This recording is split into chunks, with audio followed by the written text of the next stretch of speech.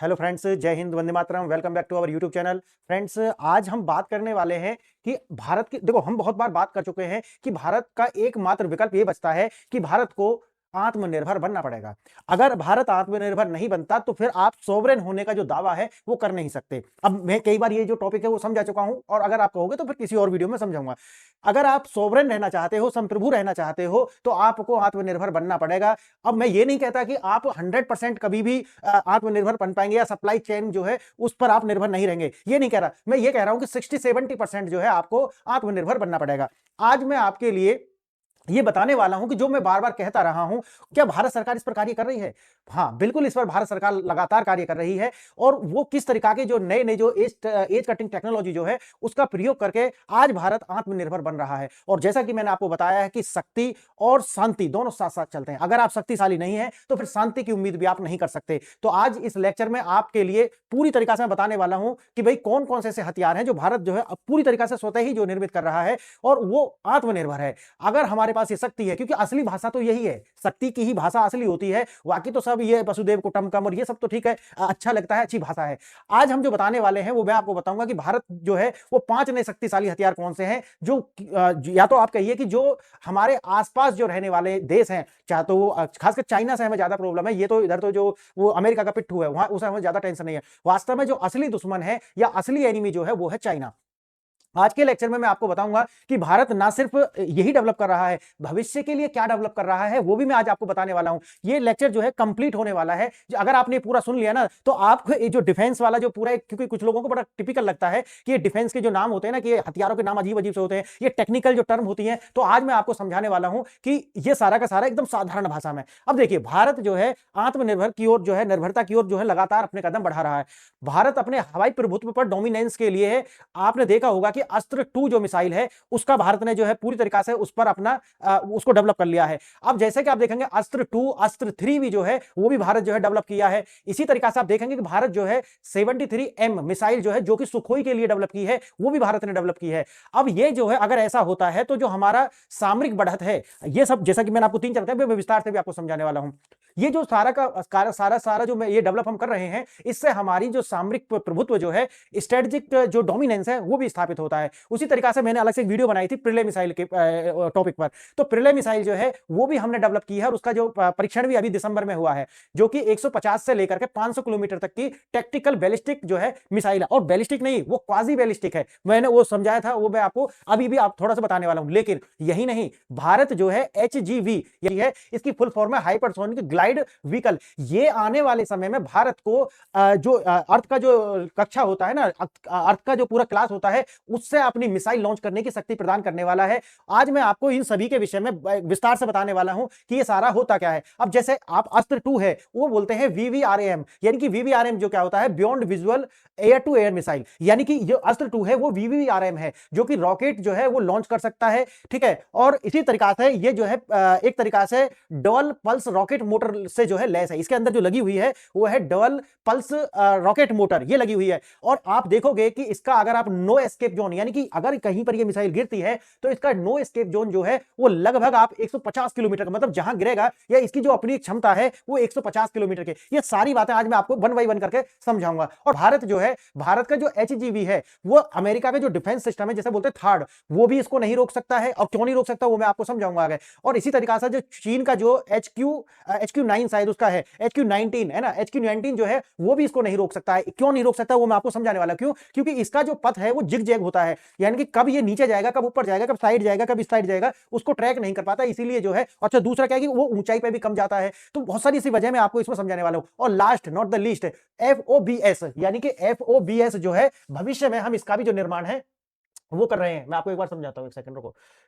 FOBS, ठीक है, ये जो है इसमें ये एक एज कटिंग है, इसका बोलते हैं प्रोफेशनल ऑर्बिटल बम्बार्डमेंट सिस्टम, इसकी फुल फॉर्म ये है। और ये जो है ये HGV, यानी कि HGV जो मैंने आपको भी बताया है, हाइपरसोनिक ग्लाइडल व्हीकल जो है, उसका अगला कदम ये होगा, क्या होगा कि एक सैटेलाइट के द्वारा ही इसको जो है लॉन्च किया जाएगा। इस लाइटरिंग म्यूनिशन, उसमें हमको जो है एक प्रभुत्व जो है ये स्थापित करके देने वाला है। आज इसी सब पर जो मैं आपको एक पूरा ओवरव्यू मैंने दे दिया है, आज आपको बिल्कुल मैं एकदम समझा दूंगा ये है क्या सारा। अब जैसा मैंने आपको बताया कि अस्त्र 2 के बारे में मैंने आपको बताया। अस्त्र 2 जो है वो क्या है, 200 किलोमीटर तक की जो उसकी रेंज है, और जो मैंने आपको बताया बियॉन्ड विजुअल रेंज जो है इसकी है BVRAAM, ये इसका है, और 200 किलोमीटर की जो है इसकी रेंज है। अस्त्र 3 जो मिसाइल है ये भी मिसाइल है, और ये 300 किलोमीटर का जो है इसका जो विस्तारित रेंज है कि 300 किलोमीटर तक ही जाएगी, और PL-15 मिसाइल को ये मात देने के लिए, PL-50 जो चाइना का है उसकी मिसाइल को जो मात देने के लिए पर्याप्त है। उसी तरीका से आप देखोगे R-37M, ये मिसाइल भी जो है इसका, ये जो मिसाइल है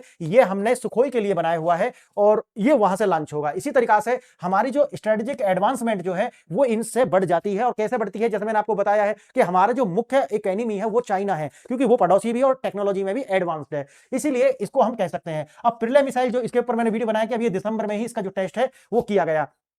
हाइपरसोनिक ग्लाइड व्हीकल, ये HGV जिसके बारे में मैं आपको बता रहा था, HGV जो होता है वो मैक 6 की गति और अप्रत्याशित प्रक्षेप पथ जो होता है, मैंने क्या बताया था आपको, इसका जो पथ होता है वो जिगजैग होता है, लेफ्ट राइट कब ये जाएगा ये अनुमानित नहीं किया जाता, और स्पीड जो है इसकी वो 6 मैक है, और जो हाइट जो होती है वो भी क्या होती है, कम होती है, इसलिए इसे ट्रैक करके डिस्ट्रॉय नहीं कर सकते, इसकी मारक क्षमता जो है वो बहुत ज्यादा है। अब वही है जो तुरंत मैंने आपको बताया, मैं इसको आपको विस्तार से समझाऊंगा ये है क्या।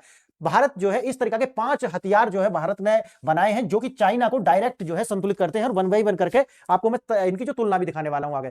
अब एक निर्णायक शक्ति परिवर्तन है, हाल के परीक्षणों ने 5 अभूतपूर्व स्वदेशी, देखो यहां पे आता है अभूतपूर्व स्वदेशी हथियार प्रणालियों का अनावरण किया है, और वो कौन कौन से हैं, जैसे एक तो इनमें से 5 में से आसमान पर प्रभुत्व यानी कि एयर डोमिनेंस स्थापित करने वाले हैं, दूसरा है जो लैंड पर डोमिनेंस स्थापित करने वाले हैं, और तीसरा है जो अंतिम सामरिक जो निवारण है वो ये स्थापित करने वाले हैं। तो ये मैं आपको इसमें बताऊंगा, और जो मैंने आपको पूरा बताया है वो इन्हीं पर आधारित है। देखिए हवाई युद्ध में भारत की अचूक बढ़त, अस्त्र 2 जो है वो क्या है, VVRAM, इसका मैंने आपको पहले बता दिया है, beyond visual range air to air missile, समझ गए। तो बियॉन्ड विजुअल, विजुअल मतलब होता है दिखना, बियॉन्ड मतलब है उसके परे जाकर के, यानी कि जो दिखेगा नहीं उसके परे जाकर के एयर से एयर में मार करने वाला ये मिसाइल है।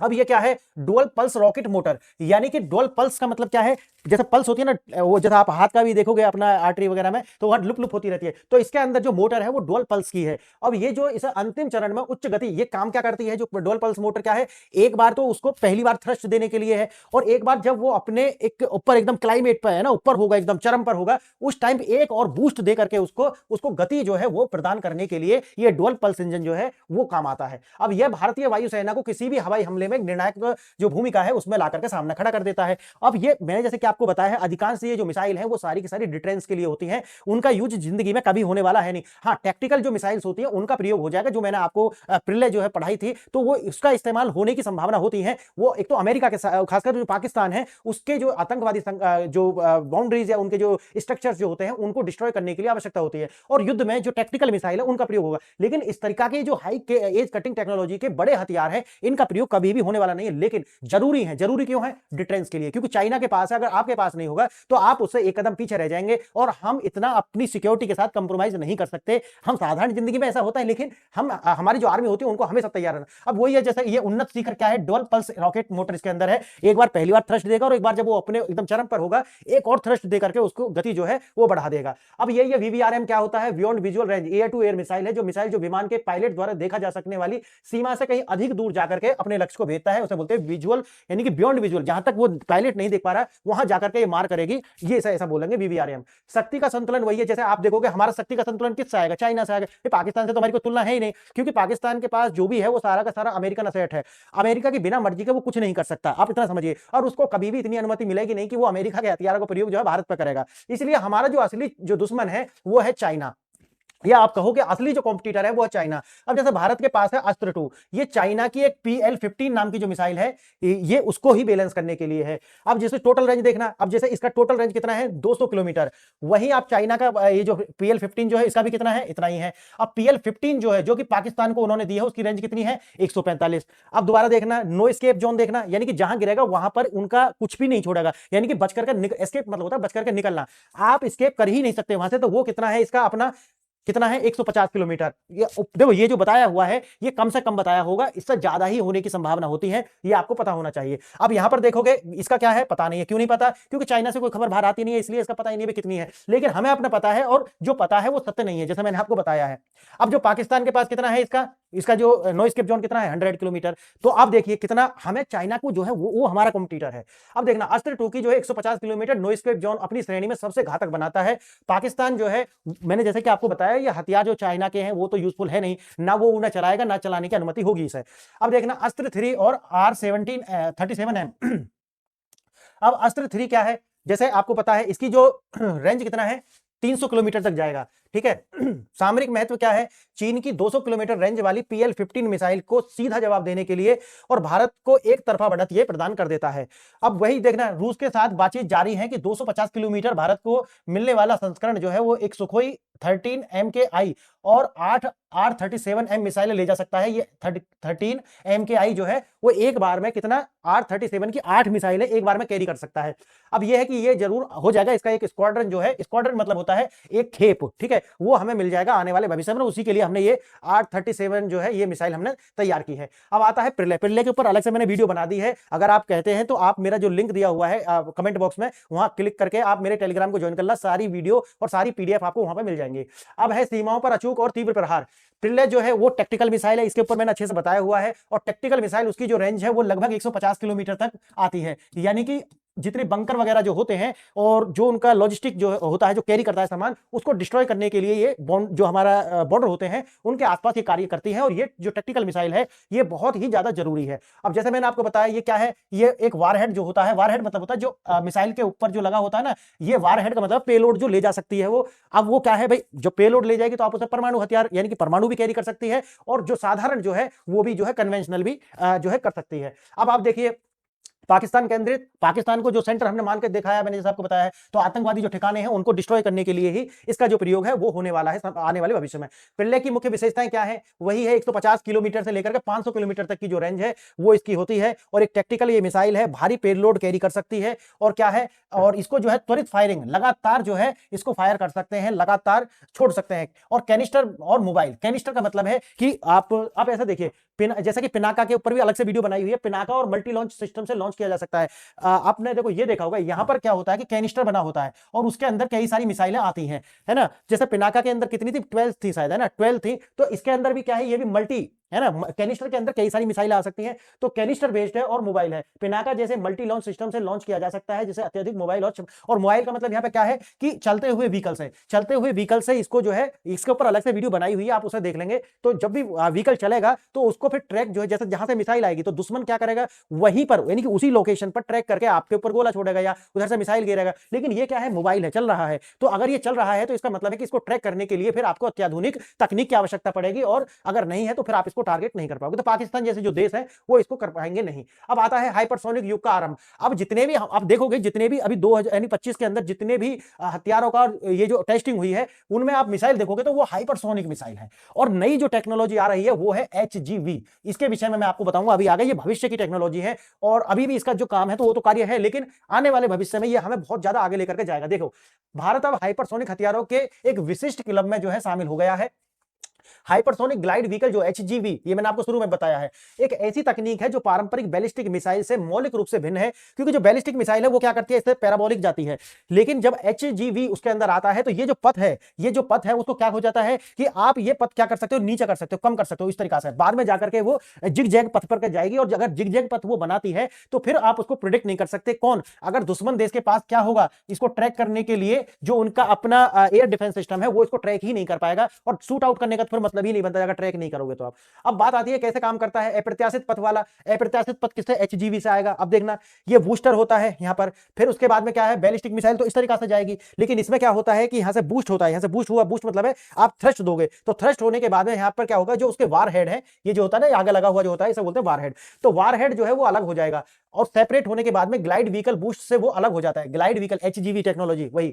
अब आता है ग्लाइड करना। ग्लाइड करने का मतलब होता है तैरना, तैरना है ना, ग्लाइड करना। तो वायुमंडल के ऊपरी हिस्से में ये जो है 6 मैक की स्पीड से तैरता है। अब इससे क्या है कि इसकी ऊंचाई कम होगी। देखो पैराबोलिक जो होता है, मैंने उस वीडियो में अच्छे से बताया हुआ है कि पैराबोलिक जो होता है वो मल्टीपल वारहेड कैरी कर सकता है, और बस इसकी कमजोरी ये है कि इसको ट्रैक कर सकते हैं।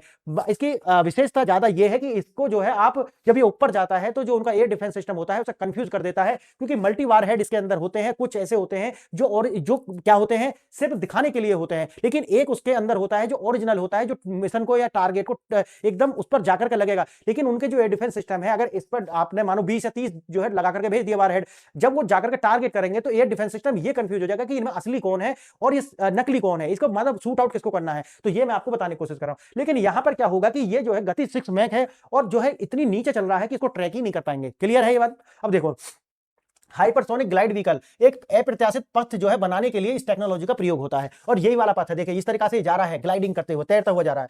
वायुमंडल में प्रवेश करने के बाद यह स्क्रैमजेट इंजन का उपयोग करके, अब स्क्रैमजेट इंजन क्या है इसके लिए अलग से वीडियो बनाने वाला हूं, मैं आपको बताऊंगा। स्क्रैमजेट इंजन का उपयोग करके ग्लाइड करता है, जिससे यह दिशा बदलता रहता है और अपनी जो ट्रेजेक्टरी है उसको जो है अप्रत्याशित बना लेता है और इस अप्रत्याशित की वजह से जो एयर डिफेंस सिस्टम है वो इसको ट्रैक नहीं कर पाते। अब देखिए, वैश्विक शक्ति समीकरण में एक स्थायी बदलाव, भारत का एचजीवी दुनिया के सबसे उन्नत मिसाइल रक्षा प्रणालियों में भेदने की क्षमता रखता है। मैंने आपको शुरू में बताया था, अमेरिका का जो थार्ड है उसको भी, वो भी इसको क्या है, डिस्ट्रॉय नहीं कर पाएगा। आप समझिए, यानी कि अमेरिका का जो सबसे उन्नत थार्ड है, थार्ड उनका जो एयर डिफेंस सिस्टम है वो इसको डिस्ट्रॉय नहीं कर पाएगा, इसको ट्रैक नहीं कर पाएगा। अब जैसे मैंने आपको बताया, चीन का क्या है, HQ-19, ये जो HQ-19 है ये भी इसको ट्रैक नहीं कर पाएगा। इसका मतलब अगर इसको छोड़ा है तो ये काम करके ही आएगा। नहीं समझे? आएगा क्या मतलब, काम ही कर देगा, ऐसा होता है। ये क्षमता भारत को एक ऐसी सामरिक निवारक शक्ति प्रदान करती है जो पहले केवल अमेरिका और चीन के पास थी, लेकिन अब भारत के पास आ गई है। और यही वो सेंटेंस है जो मैंने आपको शुरू में बोला कि भारत, जब हम कहते हैं ना कि भारत क्या वास्तव में, जब हम आत्मनिर्भरता की बात करें, क्या उस पर काम भी कर रहा है भारत, आपको अभी पता चलेगा कि भारत वास्तव में काम कर रहा है। अगर आप देखोगे कि 2025 में जितने भी हमारे जो भी डिफेंस के जितना भी परीक्षण हमने करा है उसमें 90% जो है अपना है। उस पर एक अलग से भी वीडियो बनाने वाला हूं, क्या क्या हमने करा है। अब देखिए, अगला कदम आता है एफओबीएस।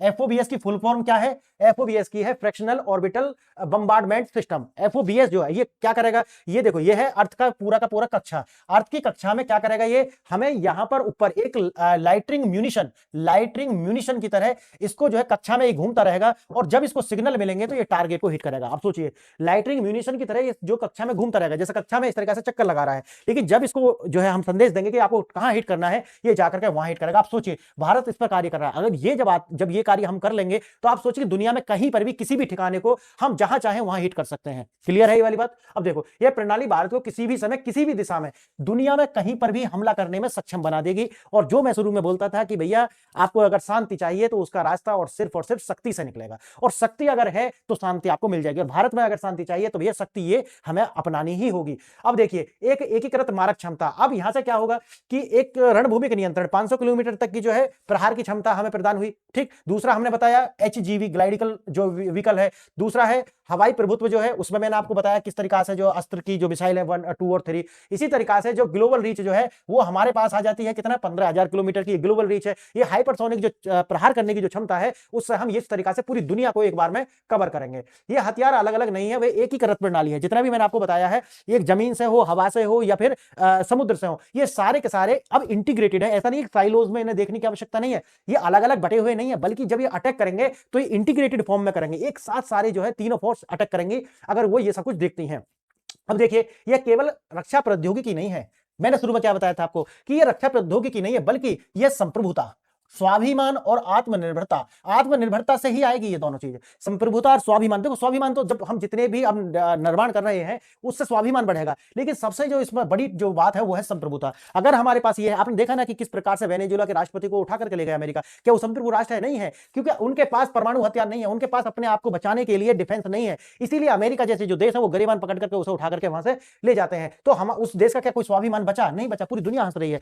समझिए आप। अब यही है कि भाई शक्तिशाली संदेश है, भारत अब केवल हथियारों का आयातक नहीं है, बल्कि एक वैश्विक स्तरीय सैन्य प्रौद्योगिकी शक्ति बन गया है। और साथ ही साथ आज हम आयातक ही नहीं है, बल्कि हम निर्यात भी कर रहे हैं। समझ रहे हैं इस बात को? तो आने वाले समय में जिस तरीका की ये जो टेक्नोलॉजी हम विकसित कर रहे हैं, हम चाइना का देखो, चाइना के पास में आप कह सकते हो कि वो कार्य कर रहे हैं, लेकिन जो सबसे बड़ा जो उनके साथ एक जो ड्रॉबैक है वो है ट्रस्ट इश्यूज उनके साथ है। क्लियर? ट्रस्ट डेफिसिट उनके पास है। इसीलिए आप देखेंगे कि चाइना को, वो आपके भी मन में नहीं आता होगा, अगर मैं भी कोई सामान खरीदता हूं, चाहे वो बेशक कितना ही भी अच्छा हो, लगता है यार चाइनीज है ना, तो इस तरीके से हमारे कॉन्शियसनेस में वो बैठ गया कि चाइना मतलब नकली। तो यही है, और ये पश्चिम की जो लॉबी है उनकी देन है। तो अब मैंने आपको बताया है ये सब चीज, आप देखें कि किस प्रकार से जो भारत है वो आत्मनिर्भरता की ओर बढ़ रहा है, और यही आत्मनिर्भरता हमें अपनी जो सॉवरेनिटी है उसको बचा करके रखने में बहुत बड़ी भूमिका निभाएगी। तो मित्रों, बताइए कि ये लेक्चर आपको कैसा लगा, और मैंने आपको 5 बताए हैं, लेकिन नेक्स्ट वीडियो में लेकर के आऊंगा, जहां पर मैं आपको पूरा बताऊंगा कि किस तरीका से जो है भारत ने क्या क्या 100% यानी कि स्वदेशी निर्मित किया है। तो उनकी पूरी की पूरी एक सीरीज लेकर के आऊंगा। तो जब तक के लिए आप ये वीडियो शेयर कीजिए, लाइक कीजिए, सब्सक्राइब कीजिए और कमेंट कीजिए, क्योंकि कमेंट करने से रीच बढ़ती है। तो फ्रेंड्स, आज के लिए इतना ही। आपने वीडियो यहां तक देखा, इसके लिए धन्यवाद। नमस्कार।